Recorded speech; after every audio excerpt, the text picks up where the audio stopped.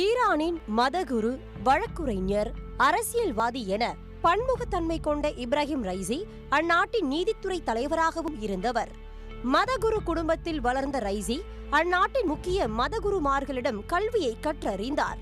வழக்குரைஞராக Raisi திறம்பட செயல்பட அதன் பயனாக தனது 20வது வயதிலேயே ஈரான் தலைநகர் தெஹ்ரானின் துணை அரசு வழக்குரைஞராக நியமிக்கப்பட்டார். அதன் பிறகு 1983இல் ஜமில்லா என்பவரை மணந்த இப்ராஹிம் ரைசிக்கு 2 மகள்கள் உள்ளனர்.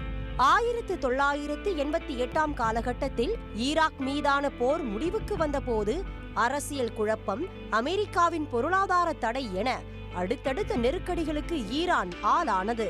அதில் இருந்து அந்நாடு மீண்டு வர இப்ராஹிம் ரைசியின் பங்கும் முக்கியமானதாக கருதப்படுகிறது.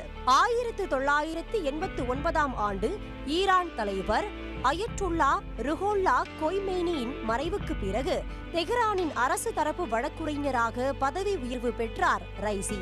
அசாத்திய திறமையால் 2016ஆம் ஆண்டு அஸ்டான் குவாட்ஸ் ரசாவி என்ற மாஷாத்தின் மதக்கொடை தலைவர் பதவியும் அவரை தேடி வந்தது.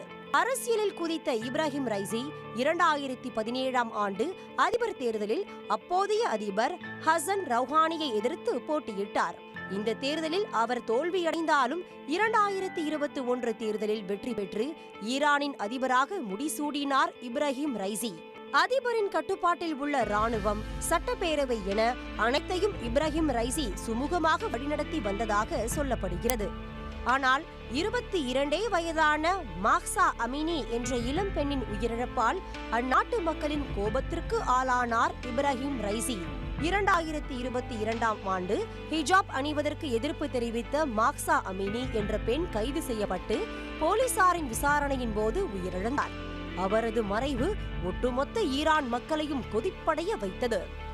மாஹ்சா அமினியின் மறைவுக்கு நியாயம் கேட்டு அந்நாட்டு பெண்கள் போராட்டத்தில் குதிக்க பெரும் கிளர்ச்சி வெடித்தது. நீண்ட நாட்களாக நடைபெற்று வந்த இந்த போராட்டம் 2023ஆம் ஆண்டு இடையில் முடிவுக்கு வந்தது. ஆனால் போராட்டத்தின் போது பாதுகாப்பு படையினர் தாக்கியதில் 500க்கும் மேற்பட்டோர் உயிரிழந்தது இப்ராஹிம் ரைசி அரசின் மீது பெரும் கோபத்தை ஏற்படுத்தியிருந்தது. கடந்த ஆண்டு தொடங்கி நடைபெற்று வரும் காசா போரில் இஸ்ரேலுக்கு எதிரான நிலைப்பாட்டை கொண்டிருந்தார் இப்ராஹிம் ரைசி. கடந்த மாதம் சிரியா தலைநகர் டமாஸ்கஸில் உள்ள ஈரானிய தூதரகத்தை இஸ்ரேலிய படைகள் தாக்கியதில் 7 பேர் கொல்லப்பட்டனர். இதற்கு பதிலடி கொடுக்கும் விதமாக இஸ்ரேல் மீது முதன்முறையாக ட்ரோன் தாக்குதல் நடத்தி உலக நாடுகளை அதிர்ச்சிக்குள்ளாக்கினார் இப்ராஹிம் ரைசி. இதன் விளைவு இஸ்ரேலுக்கும் ஈரானுக்கும் போர் மூளும் நிலை ஏற்பட்டது.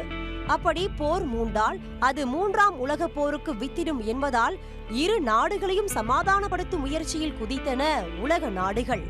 இந்த சூழலில் ஹெலிகாப்டர் விபத்தில் அதிபர் இப்ராஹிம் ரைசி உயிரிழந்திருப்பது அவரது மறைவுக்கு பின்னால் சர்வதேச சதி இருக்குமோ என்ற சந்தேகத்தையும் எழுப்பியுள்ளது. உடனுக்குடன் செய்திகளை தெரிந்து கொள்ள சன் நியூஸ் பெல் ஐகானை கிளிக் பண்ணுங்க.